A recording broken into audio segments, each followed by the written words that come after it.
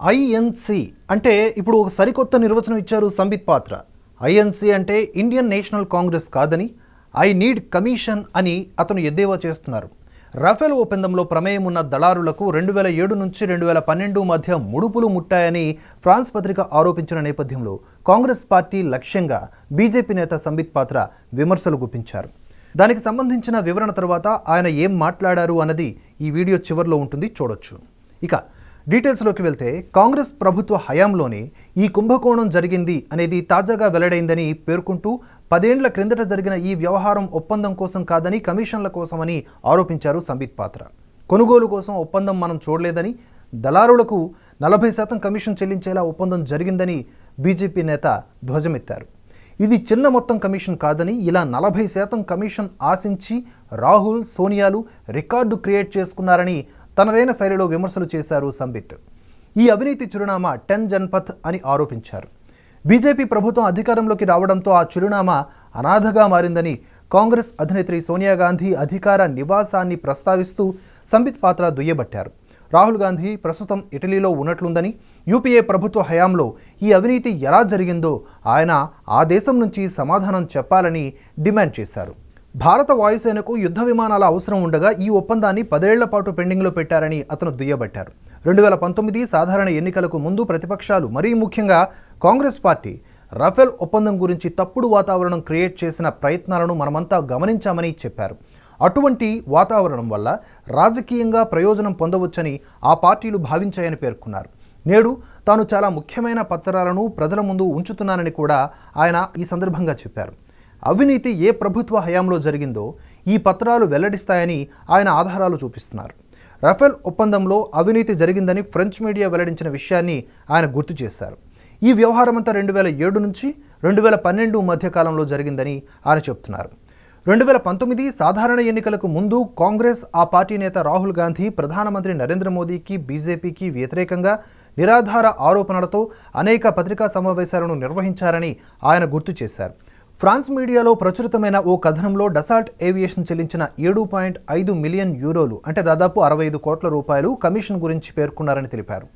S M Gupta గరిష్టంగా 11 million యూరోలు కమిషన్గా చెల్లించినట్లుగా ఈ కథనం పేర్కొన్నట్లు తెలిపారు. అగస్టా వెస్ట్‌ల్యాండ్ కేసులో కూడా గుప్తా పేరు వెలుగులోకి వచ్చిందని చెప్పారు. ఇది కేవలం ఓ యాదృచ్ఛిక సంఘటన కాదని, కుట్ర దాగి ఉందని అంటూ దీనిపై పూర్తి స్థాయి దర్యాప్తు జరగాల్సిందే అని ఆయన డిమాండ్ చేశారు. అంతకుముందు భారత్తో రఫేల్ యుద్ధ విమానాల కొనుగోలు ఒప్పందం కుదిరేలా చూసేందుకు దసో ఏవియేషన్ సంస్థ భారీగా ముడుపులు ఇచ్చిందంటూ ఫ్రాన్స్కు చెందిన మీడియా పార్ట్ జర్నల్ సంచలన వార్త ప్రచురించిన విషయం మనకు తెలిసిందే. ఇందుకోసం బోగస్ ఇన్వాయిస్లు రూపొందించిందని వెల్లడించింది. దసో ఏవియేషన్ ఓ మధ్యవర్తికి 7.5 మిలియన్ యూరోలు అంటే 64.32 కోట్ల రూపాయలు ముడుపులను రహస్యంగా అందించేందుకు ఈ ఇన్వాయిస్లు ఉపయోగపడ్డాయని ఆరోపించింది. 36 రఫేల్ యుద్ధ విమానాల కోసం కుదిరిన 59,000 కోట్ల రూపాయల ఒప్పందంలో అవకతవకలు జరిగాయా అనే అంశంపై దర్యాప్తు చేసేందుకు ఫ్రాన్స్ ప్రభుత్వం జూలైలో ఓ న్యాయమూర్తిని కూడా నియమించిందని పేర్కొంది మీడియా పార్ట్. మరోవైపు ఫ్రెంచ్ మీడియా కథనం నేపథ్యంలో కాంగ్రెస్ నేత రాహుల్ గాంధీ ట్విట్టర్ వేదికగా స్పందించారు.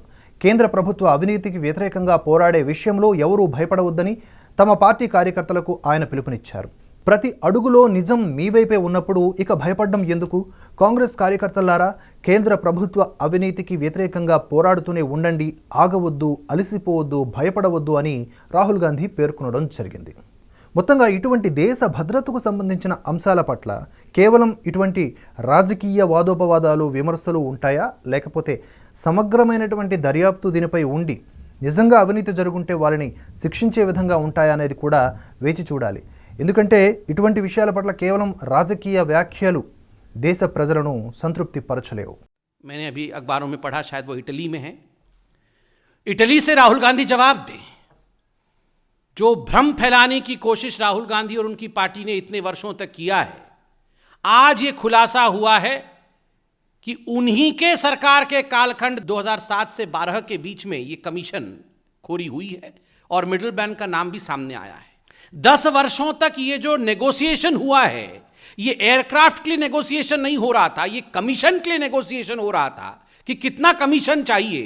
आज ये सामने आया है और इस संदर्भ में एक कागज में आपके सामने रखने वाला हूं और इसका टाइटल है जो मीडिया पार्ट ने भी छापा है, agreement for commission. Commission is payable at the rate of 40% of the total contract value between IDS and Dassault Aviation.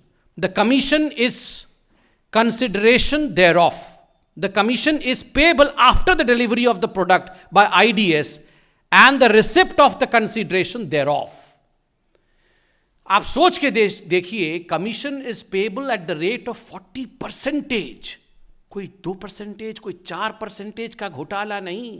Rahul Gandhi, congratulation, you have broken records of commission. Sonia ji, congratulations. विश्व में commission के record को आपने तोड़ा है. 40% के रेट से हम कमीशन लेंगे, यह कमीशन की एग्रीमेंट है. और आप झूठ बोल रहे थे इतने सालों तक. आज यह अतिशयोक्ति नहीं होगी कि अगर INC, इंडियन नेशनल कांग्रेस, को रीनेम किया जाए और कहा जाए कि INC का अर्थ इंडियन नेशनल कांग्रेस नहीं है. INC का अर्थ है I need commission. I need commission.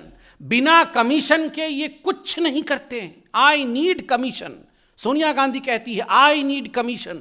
Rahul Gandhi कहते हैं I need commission. Priyanka Vadra I need commission. Robert Vadra I need commission. ये INC मतलब आई नीड कमीशन. और ये सिलसिला कोई आज का नहीं है. जब से कांग्रेस पार्टी है तब से आई नीड कमीशन है. जीप घोटाला नेहरू जी के समय याद करिए, घोटाला कमीशन का घोटाला था. उसके बाद बोफोर्स घोटाला कमीशन का घोटाला, एयरबस घोटाला कमीशन का घोटाला, HDW सबमरीन घोटाला कमीशन का घोटाला, VVIP ऑगुस्ता वेस्टलैंड कमीशन का घोटाला, टेट्रा ट्रक कमीशन का घोटाला. जहां कमीशन वहां कांग्रेस. और बिना कमीशन के हिंदुस्तान के अखंडता के लिए, हिंदुस्तान के प्रोटेक्शन के लिए, हिंदुस्तान की सुरक्षा के लिए कोई डील कांग्रेस के काल में हो नहीं सकती. आप सोच के देखिए, 65 करोड़ से अधिक रुपए लेने के पश्चात भी ये जो नेगोशिएशंस हो रहे थे, ये नेगोशिएशन फुलफिल नहीं हो पाए क्योंकि इतने में परिवार संतुष्ट नहीं थी और चाहिए. इसी कारण से ये डील मेटेरियलाइज नहीं हो पाया. और धन्यवाद है मोदी जी का, जो हमने गवर्नमेंट टू गवर्नमेंट नेगोशिएशन किए और आज राफेल हिंदुस्तान में आया है और हिंदुस्तान सुरक्षित है. कि कौन कहता है कि भ्रष्टाचार का ठिकाना नहीं होता है? भ्रष्टाचार का भी ठिकाना है. भ्रष्टाचार का पता है 10 जनपद. आज जब से भारतीय जनता पार्टी की सरकार आई है, भ्रष्टाचार बेघर हो गई है. भ्रष्टाचार बेघर हो गई है और गांधी परिवार बेबस हो गया. और उस बेबसी का आलम समय समय पर हमने देखा है. झूठ और भ्रम के माध्यम से जिस प्रकार कांग्रेस ने लोगों को बरगलाने की कोशिश की. मैं एक शेर पढ़कर इसे अंत करूंगा. घोटाले एक नहीं कई हजार हो गए. घोटाले एक नहीं कई हजार हो गए. रिश्वत के आंकड़े भी करोड़ों पार हो गए. जनता को लूटा कांग्रेस ने इस तरह कि उनके शर्म भी शर्मशार हो.